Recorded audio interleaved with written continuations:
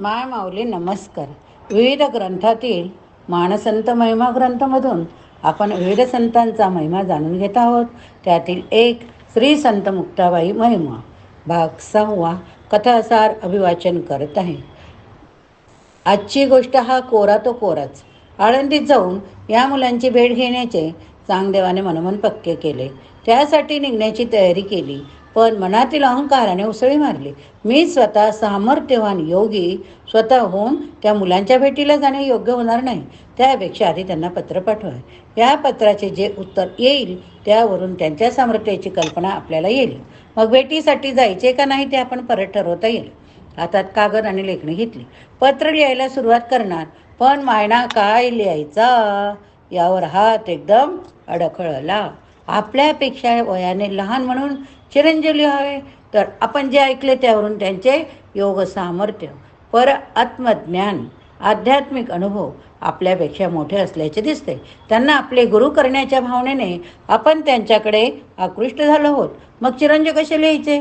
बरं, तीर्थरूप लिहावे, तर ते आपल्यापेक्षा वयाने कितीतरी लहान. अशा अडचणीत सापडल्याने शेवटी त्यांनी त्या कागदाची तशीच घडी घातली आणि आपल्या शिष्याकरवी आळंदीस ज्ञानदेवादी भावंडाकडे ते पत्र पाठवून दिले. आता चारही भावंडे भक्तांच्या मेळाव्यात रंगून गेले. ही भावंडे आता नामसंकीर्तन, प्रवचन, कीर्तनात रंगून जात असत. काही मोजक्या लोकांसमोर आत्मनात्म विषयावर चर्चा करीत. ही चर्चा एकांतात चालत असे. एकदा चारही भावंड्याशी चर्चेत रंगली असता चांगदेव शिष्य तेथे येऊन धडकला. सोबत आणलेले पत्र निवृत्तीनाथाच्या हातात देत तो म्हणाला, ज्यांच्या योगसामर्थ्याची कीर्ती दशा दिशात दुमदुमत आहे, अशा त्या गुरुदेव महायोगी महातपस्वी चांगदेवांनी आपणास हे पत्र दिले आहे. निवृत्तीनाथाने मोठ्या उत्कंठेने पत्र उघडले. तो कोरा कागद पाहून आश्चर्य मिश्रित प्रश्नचिन्ह त्यांच्या चेहऱ्यावर म्हटले. तो कोरा कागद त्यांनी ज्ञानदेवाच्या हाती दिला. ज्ञानदेवाच्या डोक्यात काही विचार चमकून गेल्याचे त्यांच्या तेजस्वी चेहऱ्यावरून स्पष्ट जाणवले. ज्ञानदेवाने तो कोरा कागद सोपानदेवाच्या हाती सोपवला. सोपानदेवाच्या चेहऱ्यावर स्मित हास्याची रेषा चमकून गेली. त्याने ते पत्र मुक्ताबाईच्या हाती दिले. मुक्ताबाईने उत्कंठेने तो कागद पाहिला. तो कोरा होता. ते पाहून मुक्ताबाई म्हणाली, काय नवल आहे बाई, 1400 वर्षे जगलेला हा चांगदेव अजून कोराच्या कोराच राहिलेला दिसतोय. चांगदेवास उत्तर. चांगदेव 65. आता आपण बघूया. काय बघूया? चांगदेवास उत्तर. चांगदेव 65. मुक्ताबाईच्या बोलण्याने सारेच जण चमकले. आश्चर्य भरल्या नजरेने सारेजण तिच्याकडे पाहू लागले. 14 विद्या 64 कलात पारंगत असलेल्या 1400 वर्ष जगलेल्या महायोगी चांगदेवाने कोरे पत्र पाठविण्यात त्याचा काय उद्देश असेल बरे? त्यांना यातून काही सुचित्र करायचे नाही ना? नाहीतर एवढ्या विद्वान योग्याने असे कोरे पत्र आपल्याला का बरे पाठवावे, असे प्रश्न निवृत्तीनाथाच्या मनात आले. ज्ञानदेवांना या पत्रावर काही अधिक विचार करावा असे वाटलेच नाही. पण निवृत्तीनाथाने विचारले, ज्ञानदेवा, या कोऱ्या पत्राला काय आणि कसे उत्तर लिहायचे हो? हे ऐकून मुक्ताई म्हणाली, दादा, अरे तू या कोऱ्या पत्राला काय उत्तर लिहिणार आहेस?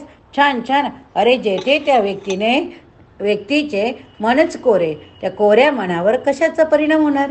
इतका वेळ बोलणे ऐकत उभ्या असलेल्या चांगदेव शिष्ट्याला मुक्ताबाईचे तिखट बोलणे चांगले झोंबले हो. त्यांच्याने राहले नाही. त्याने आपल्या गुरूंची बाजू मांडण्याचा प्रयत्न केला. चांगदेव शिष्य म्हणाला, महाराज, आपण काहीतरी गैरसमज होते. ते पत्र लिहायला बसले असताना त्यांच्या मनाची स्थिती मी प्रत्यक्ष पाहिली. कितीतरी वेळा हातात कागद लेखणी घेऊन ते बसले होते, पण त्यांना लिहिणे शक्य झाले नाही. त्यांनी आपल्या ठाई परब्रह्म पाहिले असल्याने अरूपाला रूपात, अनामाला नामात गुंफण्याचे साहस त्यांच्याकडून झाले नाही. शिवाय मायना लिहिताना आपल्याला चिरंजीव लिहावे, तर आपण विश्वात्मक आहात म्हणून त्यांचे मन त्यांना तसे लिहू देईना. बरे तीर्थरूप लिहावे, तर आपले लौकिकातील बाल्यही अद्याप संपलेले नाही.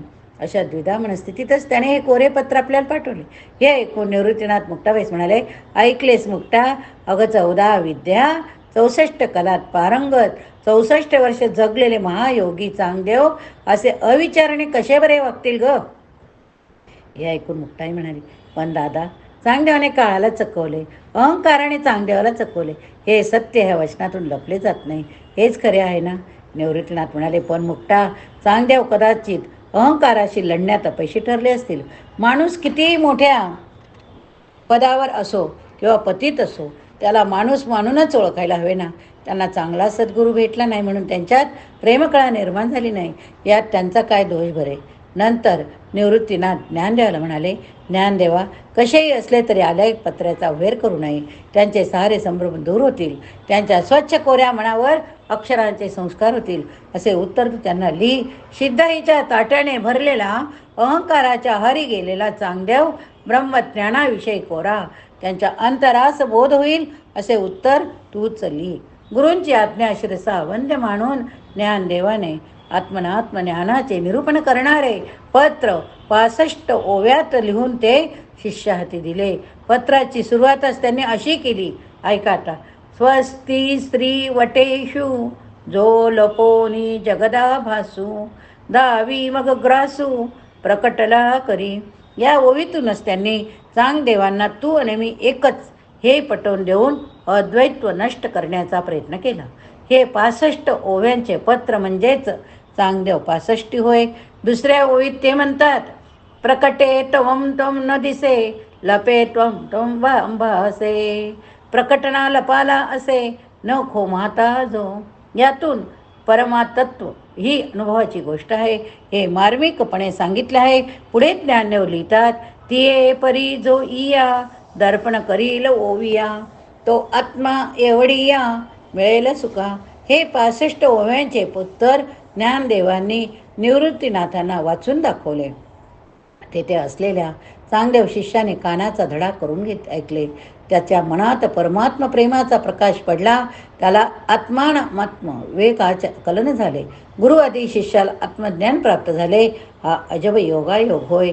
मग आदराने ते पत्र घेऊन तो शिष्य चांगदेवाकडे आला. या ठिकाणी ही गोष्ट संपली. पुढील भागात आपण पुढील कथा बघूया. आता आपण मुक्ताईचा हरिपाठातला श्लोक बघूया.